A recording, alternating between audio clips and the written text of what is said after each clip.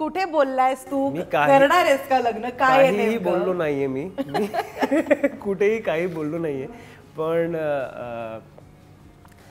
मी असं काहीतरी सांगितलं होतं की त्यांनी मला विचारलं की तू लग्न कधी करणार.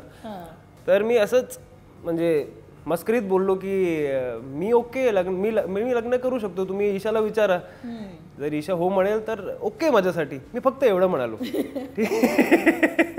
ठीक आहे. सगळं वाचून माझं असं झालं की काय हे आम्हाला का माहित नाहीये कधी लग्न आहे. तर काही नाहीये, मी मस्करीत बोलत होतो काहीतरी आणि एक वेगळी न्यूज क्रिएट झाली आहे त्याच्यामुळे.